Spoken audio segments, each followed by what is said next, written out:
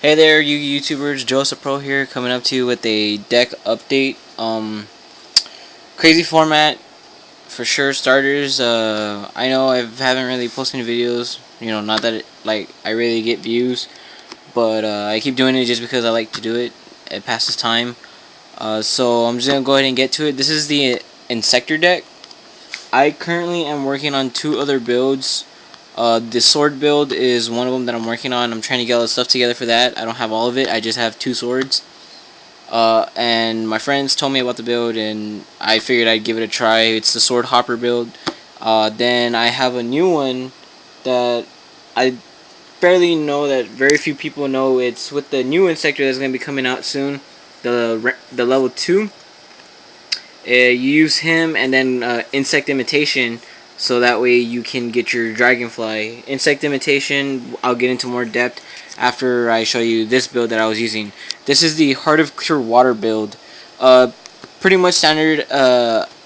I chose not to use some cards in this build because, like, preference, like on my playing style, I didn't like the way they work. In the deck, it was inconsistent. I kept getting dead draws and stuff like that. So I'm just gonna get to the monsters. The monsters are pretty straightforward. It's 3 dragonflies, obviously. The 3 centipedes, the 3 hornets, and then the 1 gigamantis. It's pretty much the standardized build. I am a budget duelist, which means I don't play with tour guides. So instead of the tour guide build, I am playing with the double tomato 1 Armageddonite build. Preferably this works for me because I can first turn, if I don't get a good hand, I can set the tomato and then go into Armageddonite, send a dragonfly or whatever, because I play with a lot of cards that I bring back from the grave. So this kind of supports that in a way. If I open up with the hornet and the tomato, I pretty much go okay set, especially summon dragonfly when they crash into it, depending if they don't swarm on me. Staples, effect failures, pretty much self-explanatory. I play with 1 Birdman. I like the option of synchroing in the deck. The other 2 builds that I will be working with won't be synchroing, so that kind of like hurts me a little bit. But other than that, I just use this Birdman. I use Birdman in this build just to give me the option to synchro. I play with 1 Thunder King Rao. People tell me 2. I personally didn't like it because I was playing with Pot of Duality at 2 and Thunder King at 2, so that kind of like, I can understand you go duality, add a card, then summon Thunder King Ryle, but personally I didn't like the summon Thunder King Ryle, go. Summon Thunder King Ryle, crash. Yeah, sure, it's a 1-for-1. You made him use a Thunder King Ryle. I'm playing Insectors. I don't care about Thunder King Ryle. It is not a problem for me. So I just normally use this card for like Elemental Heroes, 6 Sam, stuff like that. Stuff that I know it hurts, and when amazingly, I never draw into this card against mirror matches or like light swords or anything like that. But when I play the Elemental Hero decks and stuff like that, I'll lose the first one most of the time, and then I'll go, okay, summon Thunder King Rao, set, go. And they're like, okay, I have a dead Stratos in hand, I have a dead 2 E-Calls, a dead Rhoda. Okay, next game. Worst case scenario, they draw the Super Poly, but I always, like I said, I play with a lot of cards that bring it back from the grave. So, Super Poly this, alright, attack, deprison them, stuff like that. I play with 1 Sangan. Someone told me if I was playing with tour guides, and I told them no. They asked me why Sangan. Sangan's a good card.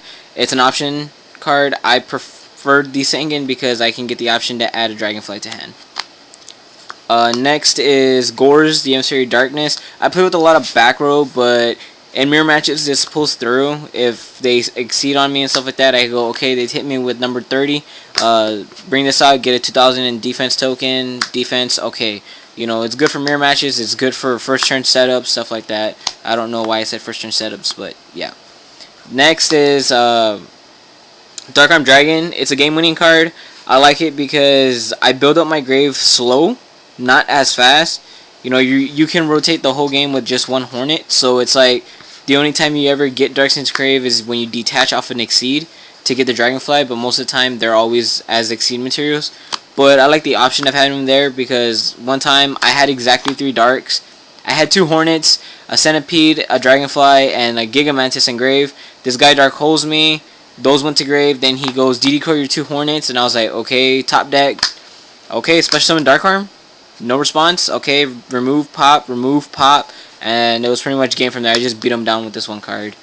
Next was BLS 1, obviously because he's at 1, but my friends asked me why do I run him when he could be dead most of the time, because I only run 3 lights, which is 2 effect failures and a Thunder King Ryo. I run the BLS, like I said, it's an option card, it's a beat stick. You know, that whole BS with him, it's pretty good. It never fails. There's times where I lose because he's dead in my hand, but it's a strong card. It comes with it comes with the price to pay. Next, for spells, 2 Heart of Clear Water. A lot of people are opposing me playing this deck build because they don't like it. They say you only have 1 target. I like this because if I have this card in hand, a Dragonfly and a Gigamantis, I pretty much got game. Especially if I have a Hornet in hand already. I go summon Dragonfly, equip Heart of Clear Water, equip Gigamantis to him, this goes to the grave, then I get a special summon onto the field. So it pretty much is not that big of a deal for me. As opposed to how I get games, most of the time I get that hand sort of late game. It's not first turn like the Hopper build. The first turn Hopper build, you can go, okay, your opponent goes first, you go second, you got game. This one is most likely late game, and it's from where I have not touched my opponent, and I get OTK that game, or that turn. So, yeah. Next, double MST. I'm going to move it up to 3 because people like to play with skill drains in main decks, such as Elemental Heroes, stuff like that. I only have 2 Ultras. I am looking for a 3rd. I do not trade over YouTube. I know I posted binder updates, stuff like that. It's stupid. I prefer not to trade, so I'm right now currently looking for my 3rd Ultra. MST. Next, Heavy Storm, Staple, Monster Reborn, Lore of Darkness. I rarely see this card, but I play with it anyway because when I do see it, it gives me what I need. Book of Moon, Foolish, Staple for this deck. That way, just in case I draw a Dragonfly and a Foolish, it's pretty much drawing into a Dragonfly and a Hornet. So yeah. Pot of Avarice to restart my deck. Surprised. I rarely ever have to use this card because, like I said, when I do win, it's mostly over an OTK. Other than that, is just I'm beating them down with whatever I have on the field. And then Dark Hole. Next up, I have for traps, Double Call of the Haunted. I'm looking for supers or ultras, but I main 2 because I like the option of the end phase Call of the Haunted. If it gets MST'd, okay, whatever, they got it, they hit it, whatever, it doesn't matter. But I like it because it sets up OTKs, it sets up a game-winning strategy, it sets up like, okay, I just got Dark Hold, Call of the Haunted in phase, I don't have to worry about, you know, having to summon a monster and then it getting warninged. It's like, in phase, Call of the Haunted, bring back Dragonfly, draw, Dragonfly's effect, pop your back row, then special effect, pop your back row, effect, search, summon Dragonfly, you know, that BS. I main 2 Deep Prisons because I have a hard time actually getting getting rid of a monster that's higher than 3,000. So the Deep Prison kind of gives me a an out in a way, I guess you could say. But most of the time, if my opponent's about to drop a monster that's 3,000 or higher, I normally warning or find a way to get rid of it or stall it until I can get rid of it myself with the Inzectors. Next, I remain 2 Solemn Warnings, Staples, a Torrential Tribute at 1. 2's fine, I prefer 1. And then 1 Solemn Judgment. So yeah, that's pretty much the deck build itself. Next, I'm gonna go into the sideboard. I do not have a complete sideboard for this build. Mostly just stuff that I was siding against mirror matches or just decks that I know would get hurt. For example, I'll start off. Sorry about my hand going across. I'll start off with my spells that I have here. D-Fissures just for decks that are based on Grave. I know this is not a good match for mirror matches, but like Dark World, stuff like that, this is great. Next, for my spells, Armor Blast, because I don't have an MST, but Armor Blast is kind of like an Icarus attack, except for it's not a quick play. If it was, this card would be extremely broken. But I like the option of if I summon Dragonfly, they go Effect Failure. I'm like, okay, I'm staring down 2 Beat Sticks. Armor Blast, pop, simple as that.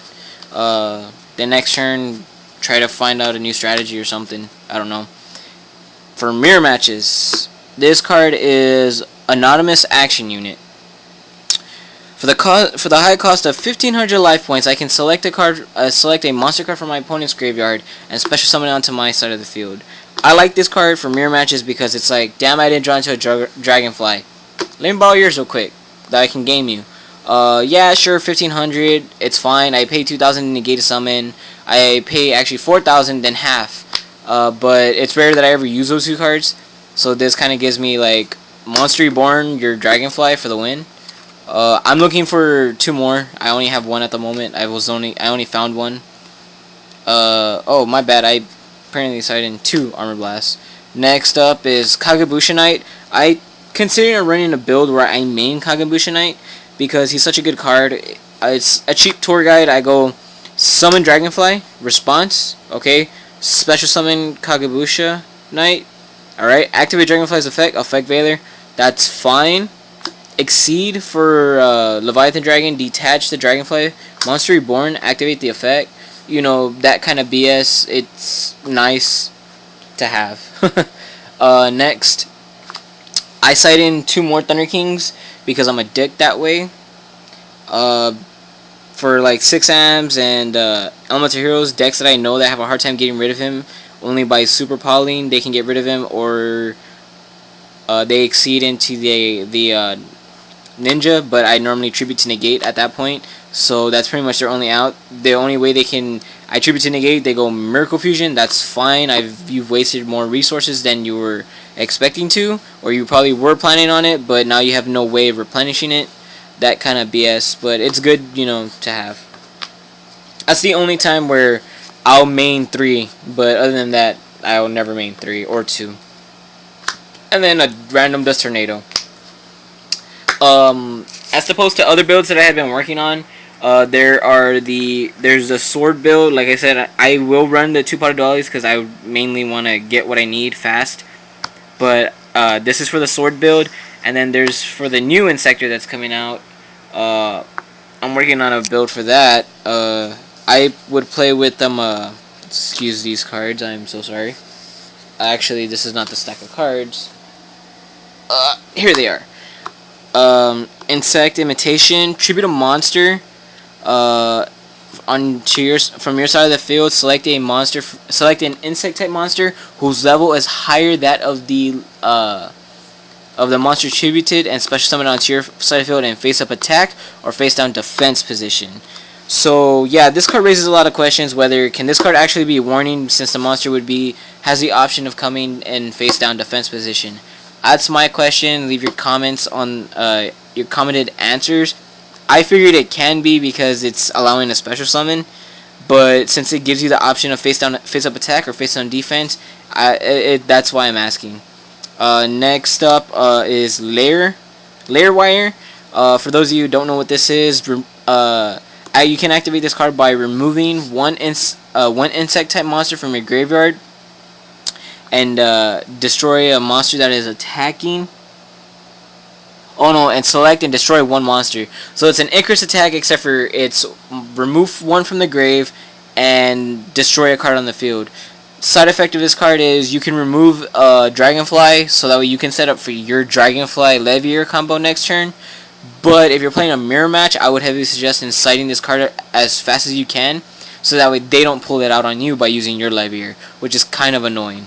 But I would run 2 at that point. Next, I'm considering making a deck where I'm running a Giga Beetle, just because the fact it's like having another Gigamantis on the field. It gives me more options and another special summon to keep popping if I ever need the extra pop, or just another beat stick on the field. This card gives me the option, and it's a tanky defense. I can use the Inzector Imitation. Let's say they effect Veiler me that turn. Equip this to the Dragonfly that special summon or whatever. You know, I don't know. Anyway, the build that I was currently working on was going to run a TG Striker and 2 Krebons along with 2 Emergency Teleporters. So I go Emergency Teleporter into defense. Okay, Insect Imitation, Dragonfly's effect, equip, launch pop, special, launch pop, special. Same thing with the TG Striker, special, Insect Imitation, Special Summon Dragonfly, use Kagabusha, Special Summon Kagabusha, use the effect, equip, launch, pop, pop, pop, pop, exceed, and blah blah blah, and such forth. So yeah, let me know what y'all think of the deck build, which is this one right here, the first one that I showed y'all. Leave your comments, questions, and yeah, see you later.